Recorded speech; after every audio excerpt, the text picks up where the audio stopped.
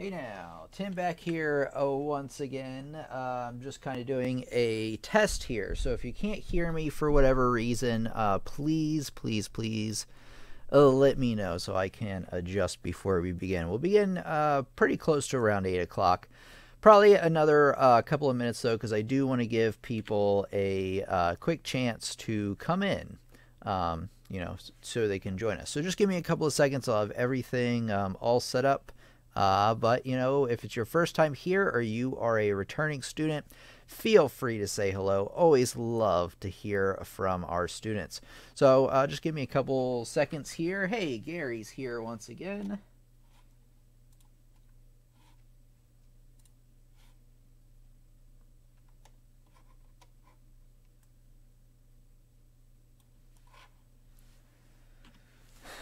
Okay, it looks like the live chat is alive and well. Hello, so we have Gary back once again. Welcome back, Gary. So happy you could join us. Karen is here and on time today, so thank goodness. So thank you very much, Karen. And then we got Adria back once again. Hey, you ready to go? Sounds and looks good on my end. Well, thank you very much. We got Barb back once again. Hey, y'all. How you doing today, Barb? We got Catherine. Hi, E1. Looking forward to session. All right, you are very welcome. I'm sure you mistyped E1, but all right. Odette is back. Hey, Tim. Hey, it's been a while, Odette. Happy New Year. May it be filled with many blessings, joy, laughter, and good health. Well, thank you very much. Right back at you as well. Okay, we're going to get started here in a minute. Just kind of let me see, make sure I got everything, all my ducks in a row. Hey, Fuddy Duddy's back again, coming in from Bangor, and it was probably quite a bit warmer today for you as it was for me, Fuddy Duddy. It was about 60-some degrees Fahrenheit here, which is very much appreciated compared to the weather that we've had. Barbara here again. We got Astonishing Arch. Hello. We got Fuddy Duddy says sorry for the all caps. That's quite all right, Fuddy Duddy. Okay. Let me kind of think of an intro here. Think about what I'm doing here.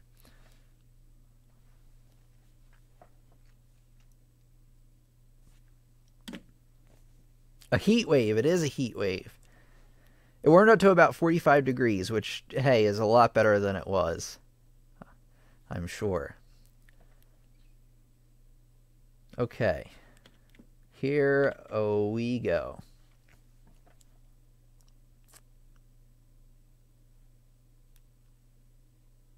Are you getting into playing? Let me think about that again.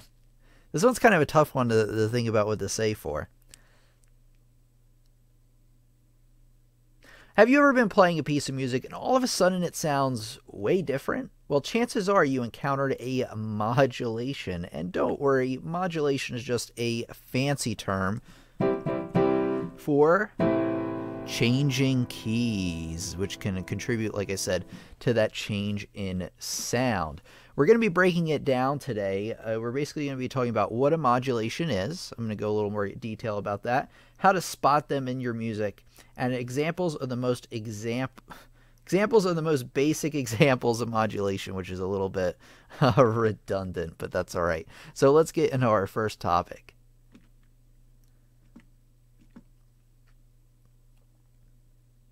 All right, let me try, I want to try that one more time, and then we'll go from there. Have you ever been playing a piece of music and all of a sudden it sounds way different? Well, chances are you encountered something called a modulation, and don't let the word scare you. That's just a fancy term for that you changed keys. And we're going to break it down basically by what a modulation is. So I'm going to go in a little more detail. We got how to spot them in music and examples of the most basic types. Okay, modulation is all about changing key. So obviously you can tell that you've been changing key because the piece will change visibly in how many sharps or flats are in it. That's one very basic way to determine if you've modulated or not. And then it also changes when you change key. Not only does it change the sharps or flats you're dealing with, it also changes the tonal center. So what in the world does that mean? Well, let me try to explain here, right? So when you have a piece in the key of C major, a lot of the chords and notes are centered around C, also called the tonic or the root. But when you change key, so if I'm changing from C major to A minor, all of a sudden, a lot of the notes are centered around A, meaning that they usually start at around A. So you start on an A chord. You might, change chords, but you almost always head back around to A. So it does change the tonal center. Also, another thing to keep in mind about modulations is that it changes the primary chords and the progressions, which kind of takes me to the next slide here. A quick note on building chords. So there are 8 notes in a scale or a key, and you can build a chord on each note to make each chord. So let me show you. So you have key of C major, and you have 8 notes in this scale. Well, if you stack evenly notes on each note of the scale, you can have chords. And so like there are 8 total notes. There are, 7 individual notes. There are 7 individual chords that you can use in a key. And the primary chords are the first chord, the fourth chord, and the fifth chord. So that's like if we're changing key from C major to A minor, all of a sudden our primary chords are different because the scale's different. Now A is number 1, so that's an A chord, and then D is number 4, E is number 5.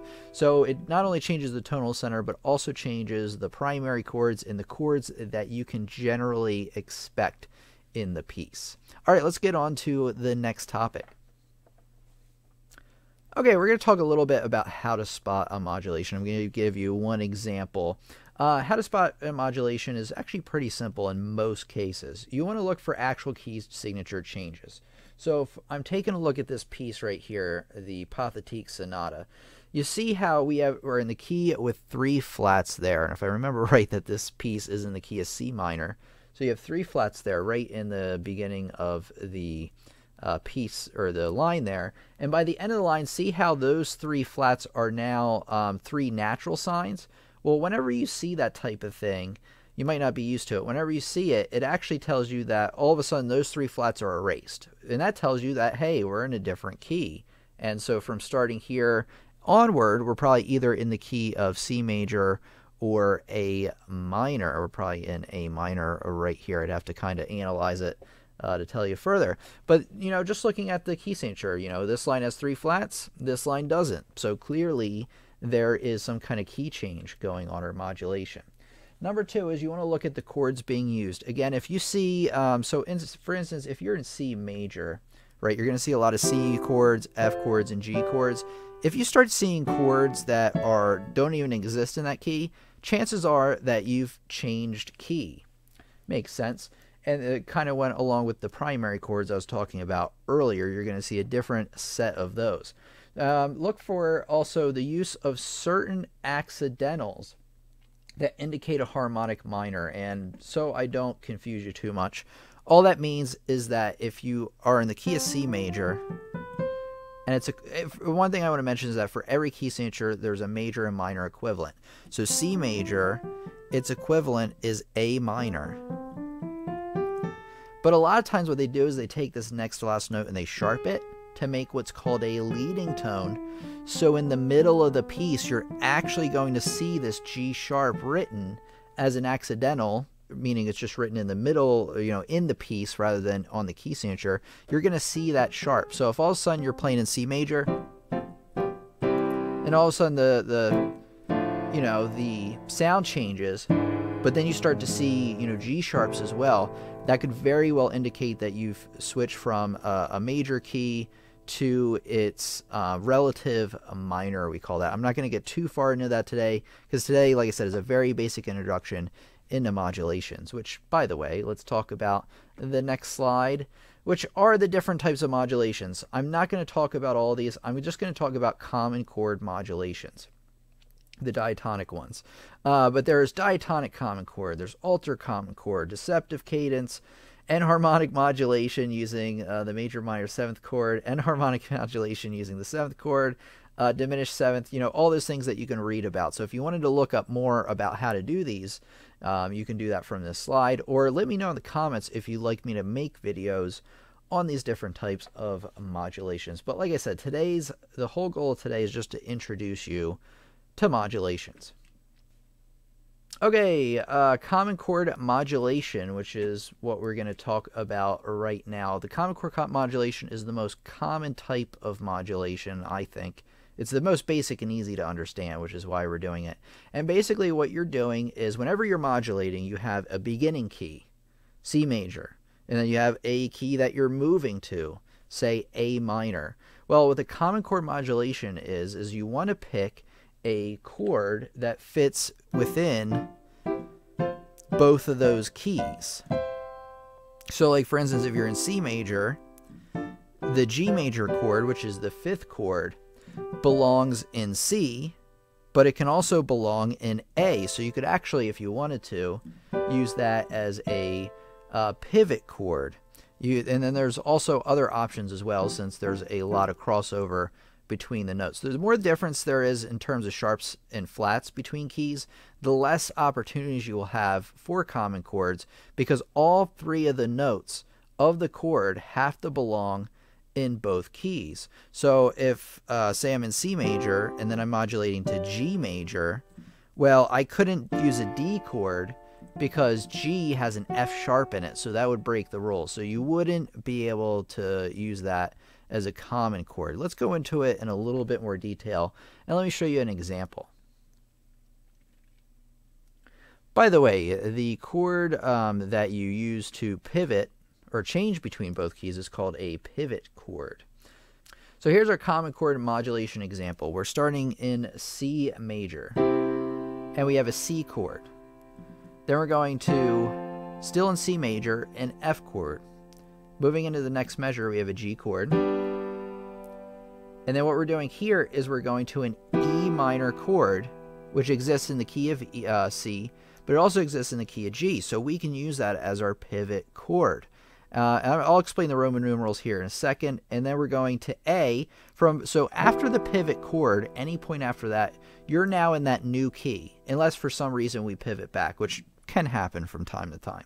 So you move to this A, and then you see how this next to last chord is a D major. It has that F sharp in it. And I would be saying, well, that doesn't exist in the key of C. And hey, that's totally fine, because now we're after the pivot chord. You don't even need to think about it. We're actually in the key of G. So actually that D chord fits in it quite well. And then back to G major. So let me explain the Roman numerals. So hopefully you know your Roman numerals, that, I is 1, 2 I's is 2, 3 I's is 3, IV is 4, things like that. So all the Roman numerals are telling you is what number chord it is in the scale. Like I was mentioning earlier, that there are 7 different chords in a scale. This is telling you which chord that they're talking about. So if it's I, they're talking about chord number 1. So if you're in C major, that's C major. They're talking about 4. Well, you go up 4 notes. Let me kind of show you here. Oops. You go up 4 notes. Build a chord there. So there's your F major. So exactly like we talked about before. Now, when you use the pivot, let me show you back to where we were talking about, which wasn't there. So right here, so you see at the E minor chord, right, it says 3. And that's telling you that that E minor chord is the 3rd chord in C major. But underneath it, you see a G, right? Well, that's telling you now we're in G major. And then after that, it says 6. Well, all that's telling you is that that E minor chord, which is the pivot chord, is the 3 chord in C major, but the 6 chord in G major.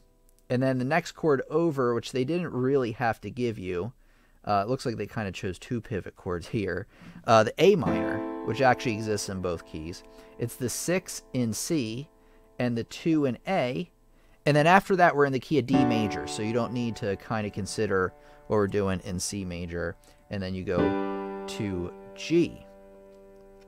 Okay, so here we're going to write out an example. We are in the key of G major. So I'm going to put the G and the little dots there like we had earlier. So we obviously have our 1 chord here. It gave us the first 2 chords. Then we have a 4 chord, which is just a C chord. So if we're in the key of G, you just go up 4 notes. You build the chord on that note. Now it is an inversion, but don't let that trick you. It's still a C, a major chord. And what we want to do is, for this example, is I want to modulate from G major to D major. So what we need to do is we need to, after this chord, come up with a pivot chord we can use to pivot from G major, and then after that we'll be in D major with 2 sharps, F sharp, which we had before, but then a new sharp, C sharp. So let's take a look at it. So one thing I want to keep in mind is that since the key of D has 2 sharps, F sharp and C sharp right there, I recommend not using a pivot chord that includes a C of any type, because that will conflict, at least with the diatonic chord modulation, common chord, it will conflict between the both keys. So we're going to kind of avoid any chords with the C in there. But, you know, maybe a good one would be something maybe with an F sharp in it and no C's in it. And, you know, that 5 chord I think works out really, really well. We have D, F sharp, and A right here. So how about we use that as our pivot chord? So you have, let's see, D, oops.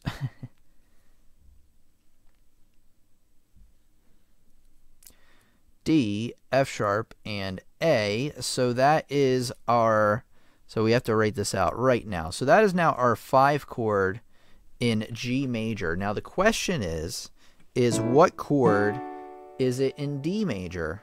Well, it's a D major chord, right? So it's actually going to be a 1. So we got to draw our like little, you know, thing here. I got to designate that we're in D. So then I'm just going to draw a 1 here. So now from this point forward, we're actually in the key a D major, which means we can actually use the C sharp again, since we don't even have to consider the key of G. So let's take a look at maybe what the next chord we want to do, right? So a lot of times our primary chords are D major, G major, and A major. So how about we just go, we use that pattern. We go to a G major next. Okay, so our chord progression altogether is that we're in 1 in G, and then we're going to the 4 chord. Then we're going to the 5 chord in G, which happens to be a D major chord. But now after this, we're actually in D major. So then you're going to go to your 4 chord, and then you go to your 5 chord, which I actually meant to put a sharp right here since we're in D major with 2 sharps. So we have our 5 chord here, back to our 1 chord. I don't know how that happened, but here we go. Back to the piano.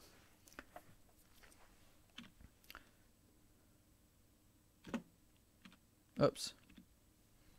Okay, Fuddy Duddy asks, how far can a modulation go? From the root up to question mark. So 4, 5, or 6, or 7, and does it matter if you go to major 7th, or minor, or an augmented or diminished chord?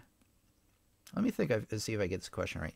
Tim, how far can a modulation go from the root to what number? Oh, okay. So 4, 5, or 6, or 7. I'm not sure if I get that part. The modulation can go as long as it needs to go. You can stay in C major for a long time, and then get up to whatever number chord you really, really want. So long as the chord, at least with a common chord modulation, exists in both keys, you're fine to go. Now, whether the chord is major, minor, diminished, or augmented, it'll never be augmented because none of the chords in the key are like that. All depends on what number of the scale that it is, right? So if you're in C major, the first chord's major, and then minor, minor, major, major, minor, diminished, major. That pattern of chords is the same throughout all major keys. So it really, really depends. It really depends on what number of the chord that you're going to. So when I go from the 5 chord in C or in G major, which was a D major chord, and I go to, I don't know, maybe the 4, both of those are major because they're major in both of those keys. So the major or minor just depends on what number of the chord that you're on. So 4 will always be major. 6 will always be minor. So hopefully that answered it for you. Still not sure on that first part. Tim, how far can a modulation go? From the root up to what? Question mark. Up to what?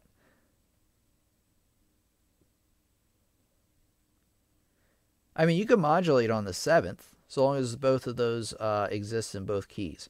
Abdul says, what's modulation? It's changing keys, Abdul. So if you're in the, you're playing something that sounds happy,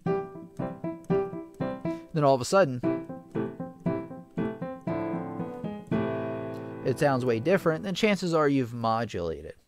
But check out the recording when I posted to kind of get the overall scope on modulations.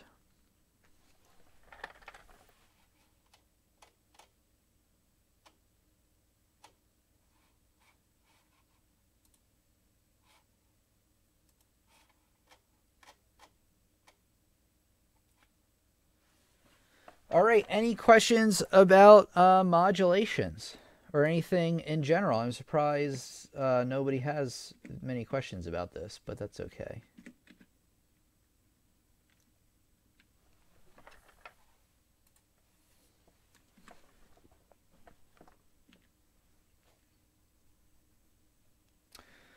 All right, so I'm going to move on.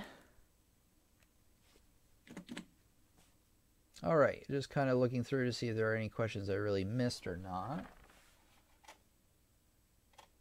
Just about Massachusetts. Let's see.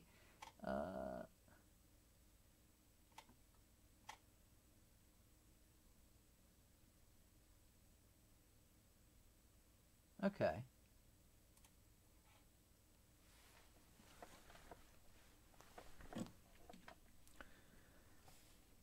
All right, I want to talk about real quick how you can support the channel. So if you're here attending the live stream tonight and you want to wonder how you can help make these lessons even better than they already are, make sure that these lessons are going strong into the future. There's quite a few ways of doing it, which I want to talk about.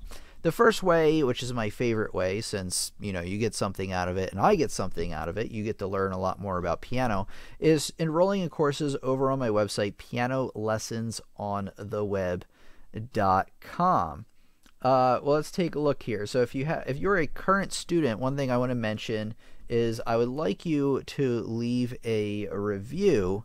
If you've been taking classes for a while and you're learning lots from them, you can leave a review, obviously, right here. Let me show you how to do it. So you go to pianolessonsontheweb.com. This is for existing students. If you want to leave a review, you go to testimonials, makes sense. And then you go here and you click on the add testimonial button right here.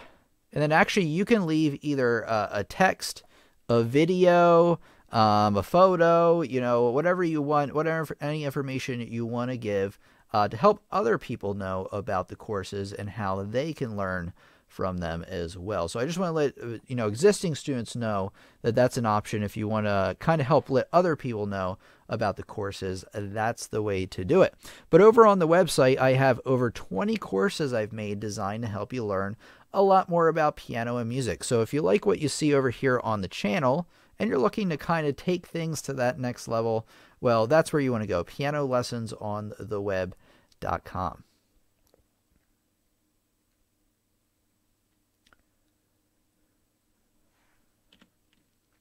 Okay, the second way is shopping at my Amazon store. By the way, all these links are in the description. Amazon.com, you can read the rest, /shop/lessons on the web. Basically, this is a collection of books, a collection of keyboards, a lot of things that a lot of beginning piano students need that I recommend that you pick up. And if you get it from this store, I'll get a small commission, and actually it won't cost you anything extra because you're probably going to be buying these books anyway. So why not from the shop there.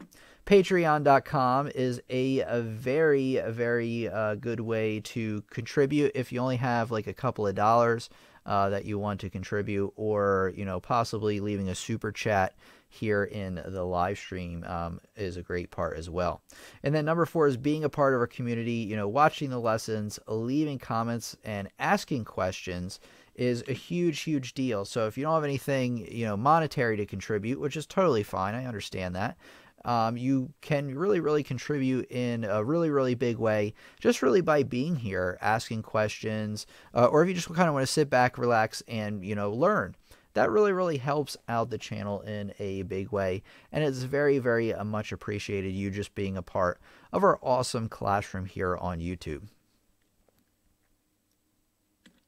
Okay, let me answer some questions here. The Tiger says, thank you for this lesson. I really appreciate it. You're very welcome.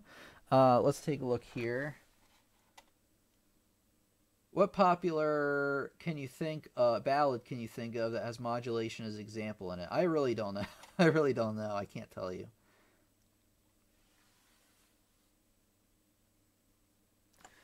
Kitty Cub says, I was looking for the live stream where you gave me some music to learn, and I can't find it. I don't know what it is you said. I don't remember either. I really don't. I'm not trying to be a jerk or anything. I just don't remember.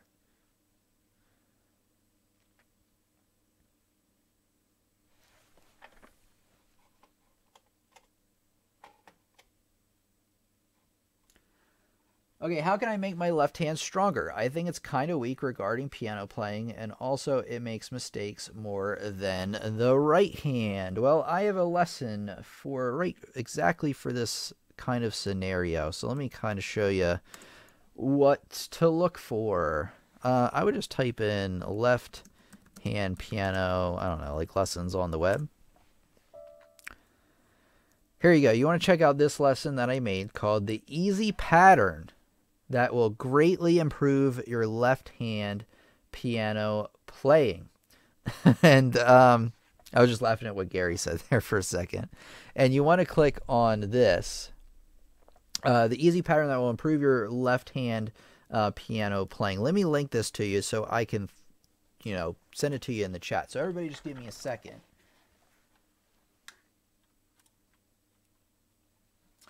Okay.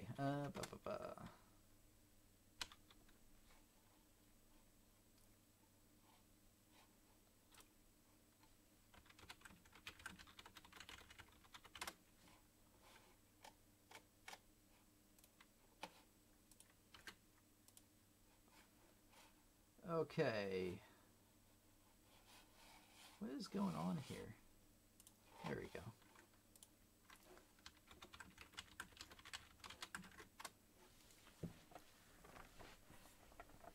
Yeah, try resetting. Actually, you probably can't see it, but Barbara has already put it in there.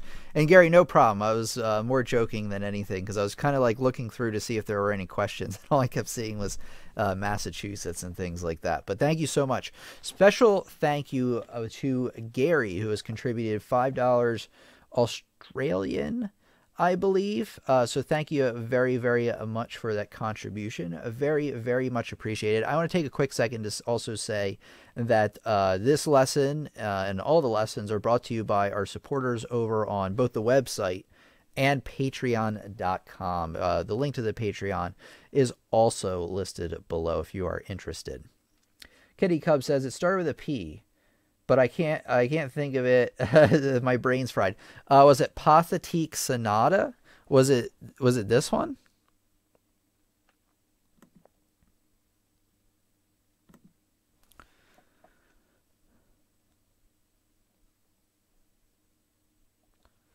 Oh, let me show you what I'm doing. So is it this one? Because that's the one I can think of that begins with a P. And it's spelled right there. PATHETIQUE. Kind of a weird kind of thing.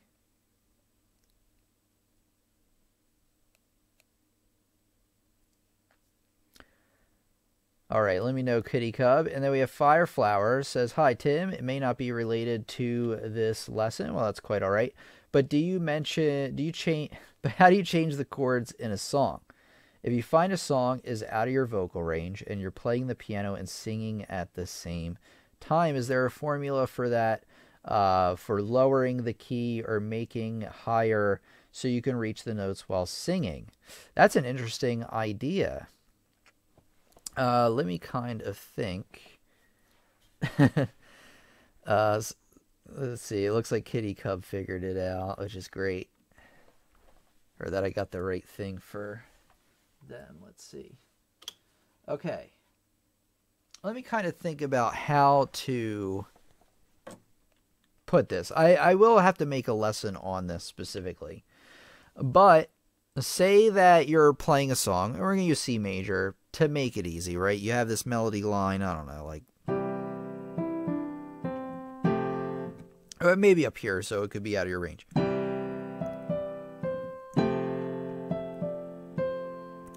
And then, I don't know, like, and then say that you have to hit the B up here, and that's way too high for you, but the chord below is a G major chord, and they want you to hit this B.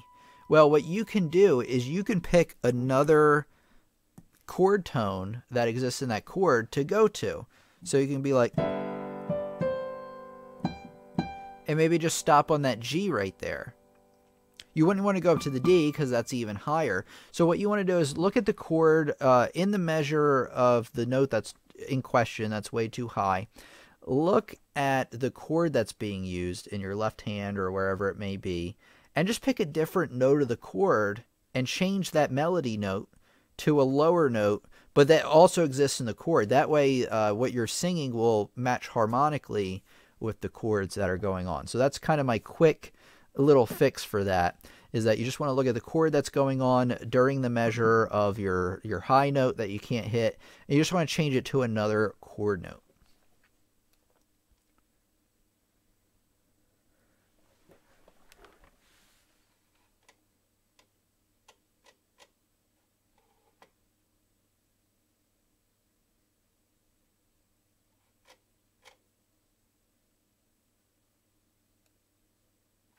Okay, Gary says, "I have a question about harmonizing the major scale, which I missed before. I get the chord scale related to triads. Okay, major, minor, minor, major, major, minor, diminished. But I saw it written as major seventh, minor seventh, major seventh. Is it seventh? Okay. Why is it using sevenths? Oh, okay. So that's a really good question. I like that. So, like you mentioned, the chord pattern, major, minor, minor, major, major, minor, diminished, major. Clearly, I've explained this quite a few times throughout my day, throughout my years of teaching. Now, all the sevenths mean is that instead of playing three notes, evenly stacking them on each other, you're adding a fourth note, and each time you're just moving up. The same way you were moving up with the triads, just now with that seventh added. Now let's take a look at what kind of chords these would be. The first chord is a C major seventh, right? You have C, E, G, B up there. The next one is a minor seventh. The next one is a minor seventh up there. Then you have a major seventh, dominant seventh, a minor seventh, and then you have a minor seventh flat 5. So that's just really an extension of the majors. They're just telling you that when you add this extra note, that's what type of major chord or what type of seventh chord it's going to be. So that's going to be a major seventh. Second chord, as you've written it out, it looks correct to me. Minor seventh, major seventh, dominant seventh, minor seventh, flat 5. Which is really just a half diminished chord. Half diminished seventh.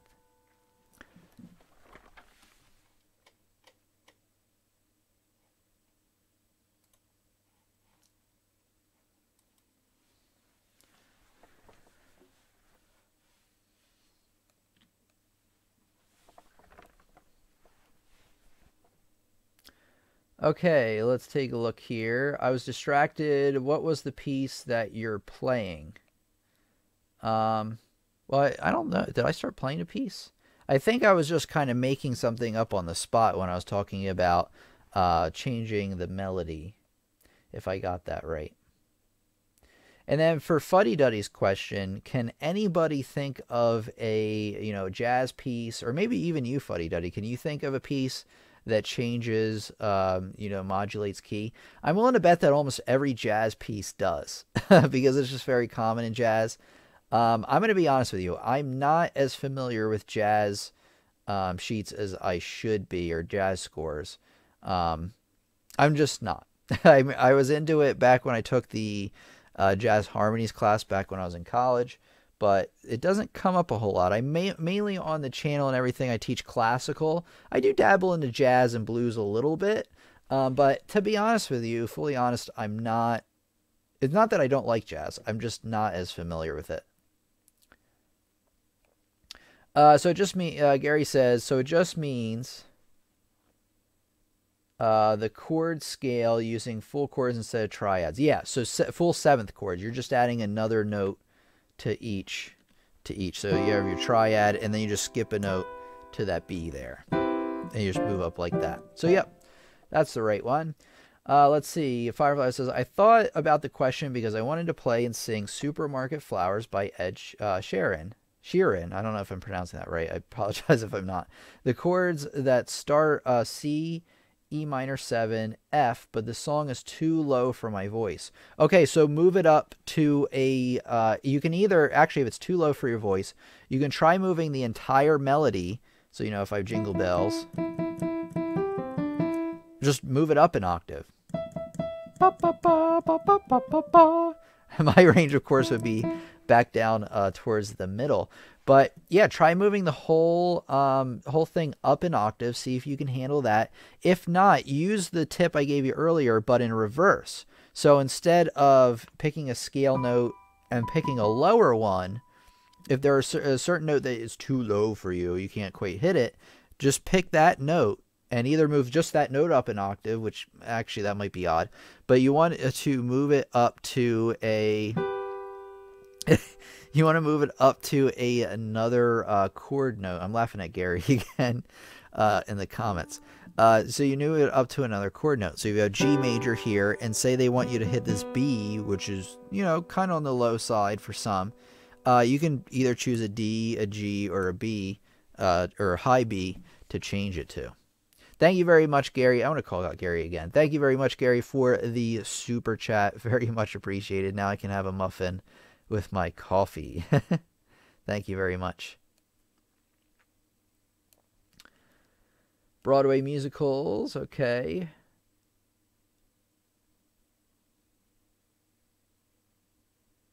All right. Any other questions? I feel like we're moving along pretty good now on the questions. We'll probably wrap up in another, 10, 15 minutes if it goes that far. I do have another. Oh, yeah. Okay, I'll do the outro at the very end. All right. Any other? Now I'll be accepting, just general questions, which we've been doing for a little while now. So if any general questions you have about learning piano or music, and actually while maybe some last minute questions are coming in, I do want to show you what's happening for the rest of this month with the channel. So if you go over to my website, pianolessonsontheweb.com, you go to community. This is our free page for our live stream here, basically our community page. And you scroll down, and here's the calendar of what we're talking about and when. So on Friday, we have the Beginner's Guide to Modulations. Oh, that's today. That's right now. That's what you're watching. Sunday, we will be meeting on Sunday the same time we met today, 8 p.m. Eastern Standard Time, where I'm going to be answering your questions about rhythm. The following Friday is an introduction to chord substitutions on the piano. So if you're looking to kind of swap out the chords of a song, make it maybe a little bit more interesting, you can watch that lesson. And then the next Sunday, I'm going to be answering your questions about finger exercises. So what I want you to do, if you plan on attending Sunday, this Sunday, or the following Sunday is think up of some questions to bring along with you about these topics, because it'll really help the discussion. Now, if you don't have any questions, that's totally fine. You can still attend. That's no problem at all. But I just kind of want to give you a heads up that, like, if you have a burning question about rhythm, then Sunday you'll want to attend and ask your question so you get it in there. You can send me an email or leave me a comment with your question, and I'll try to make sure to include it in there. Bar Moody says, great, I'm rhythm challenged. All right, perfect. So just bring your questions about learning rhythm with you, Barb, and I'll be more than happy to answer those for you. And then the next Friday, we have common chord, the most common chord progressions in rock music. And then then there's like a community Q&A there. I kind of need to fill in with something more specific, but that's all right. And then the week after that is learn how to play fast piano runs and fills. And then the next Friday, which we're getting into February now, February 9th, the ultimate first lesson in understanding music theory. So this will be a kind of a more in-depth guide on music theory from the ground up.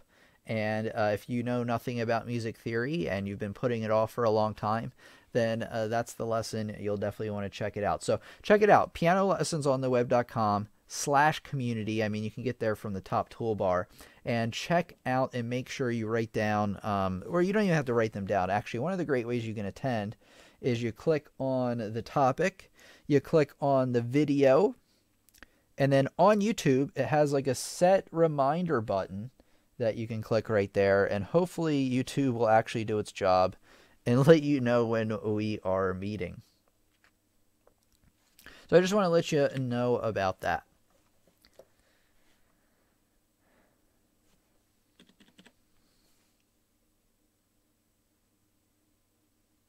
Okay, any other questions before we adjourn this evening? I just want to say thank you so much for coming out with us today. We're going to be meeting again on Sunday and then next Friday. Fridays and Sundays is basically what you can expect for the most part. I just want to thank you very much for being an awesome part of our community, for coming out tonight. Whether you left some questions and comments or you didn't, you just kind of sat back and relaxed. I really, really appreciate you just being here, and learning from my videos. Like I always say, back in 2013 when I can't believe it's been that long. When I first started putting out YouTube videos, it's almost been 5 years now in March. If people never really got anything out of them, and I never got your support, I never got your viewership or your comments or anything like that, I would have stopped doing these a long time ago. So really the whole reason that we're here is really a big part and thanks to the community around the videos that I've created. That's the most important part, I think, about this whole thing. It's not me. It's not. Well, the lessons are important in that they help form the community around the lessons. But the most important thing in my mind is you, the students, the community around our lessons. It's so cool to me to see that when I post a video and somebody posts a comment or question that I can't quite get to, because I do have a lot to get to in between the website and the YouTube and things. And I love seeing like another student will answer their question for me and it'll be correct. It'll be amazing. So I love, love, love to see that kind of stuff. But like I said, even if you're that type of person, you just like to sit back and relax, just watch the video, take some notes, that's totally awesome as well. So I just want to thank everybody for being part of something that really means the world to me. Starting this channel really has, improved my life in unexpected ways. So I thank you so much for that. Let's take a look here. We do have some questions come in. Adria. Actually, we need to get Abigail back in here. She has not been here in a while, but she said she was going to be away for a while. Adria says, I am too, not really challenged. It just doesn't make sense to me. Why do we learn rhythm? We don't really use rhythm. Doesn't make sense to me. Well, we do use rhythm, but I'll explain more on Sunday to kind of illuminate for you. Let's see. Barbara says, Fireflower, if you determine the number of the chords, like 1, 4, 5, 7, use those chords in the key you want. Okay. Let me take a look at Fireflower. I think I might have missed something, Fireflower.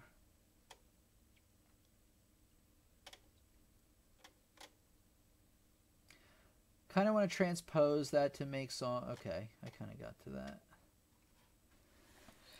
Catherine says, great lesson, Tim. Thank you very much. We'll have to rewatch. Lots to process. Yeah, this one was a little bit more involved than some of the other lessons I've been doing. I'm experimenting a little bit with the channel in the lessons I'm going to put out, just to kind of see if there's an interest. You know what I mean? We're mainly going to be focusing on, so if I had to put what the channel is about into a couple of sentences, the channel is obviously lessons for people who want to learn piano, but that's not it. Like, that's not the entire thing.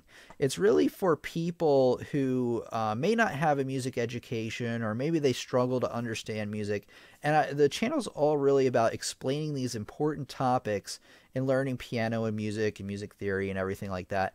Really for people learning these things for the first time, or maybe they've never been able to understand it before and they want to understand it for the first time. So my main goal, and that's still true with 2018, is to really build lessons to help you understand these really important topics in a really easy way. So you're not going to see a ton of really complicated stuff here on the channel. I mean, today, you know, might be the limit. You might see something a little more complicated than today. But for the most part, I'm going to be sticking more to the beginner stuff. But I like to experiment around every once in a while and throw something a little different out there. If you're looking for something more advanced, so say you're past the beginner stage and you want to learn more and you want to see, you know, some other things that I put out, my website, pianolessonsontheweb.com, which I've already showed you here. That's where I have the courses, and it covers a lot more topics than we cover here on the channel. I mean, it also covers a lot of the beginner stuff too, if you're looking for a great review on that.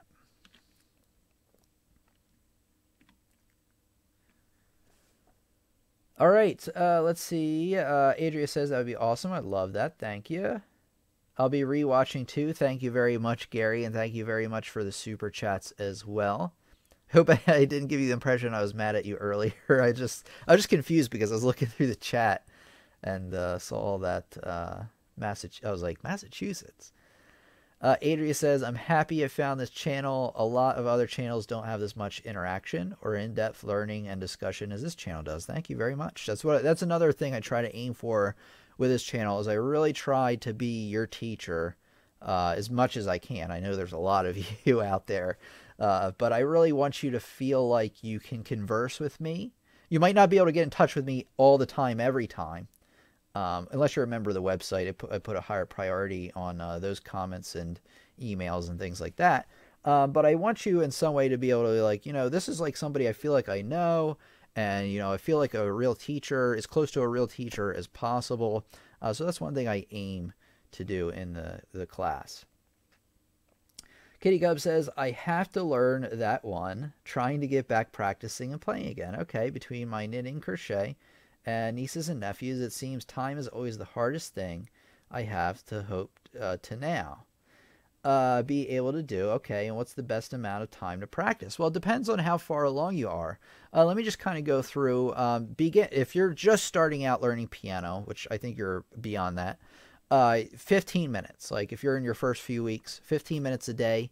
Actually, you know what's better is that it's better to get a little bit of practice every day than it is a lot of practice all at once, unless that's the only option you have. I understand, you know, if you have kids, you have a job, you have, you know, this, and this, it's hard to juggle. So that may be your only option, is to practice a lot all at once. But generally, when you do practice on the days you do, 15 minutes for somebody just starting out in the first few weeks, a half an hour for a beginner who's maybe a month in to maybe a year in.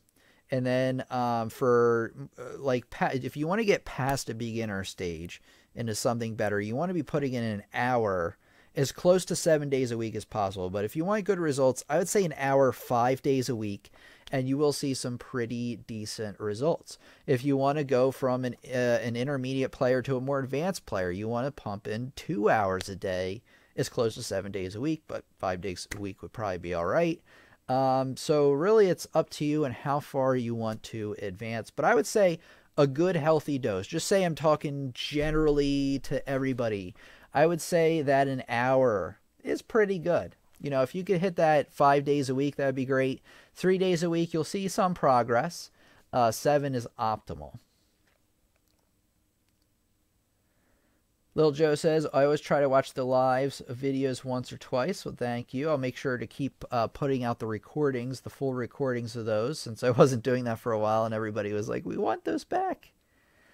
Catherine says, Gary Cook, love these sessions, learning lots. Thank you so much, everybody. I appreciate the kind comments. Every day, whether it's 5 minutes or 5 hours, says Gary. I agree. So every day is probably better, like I said, than a lot all at once.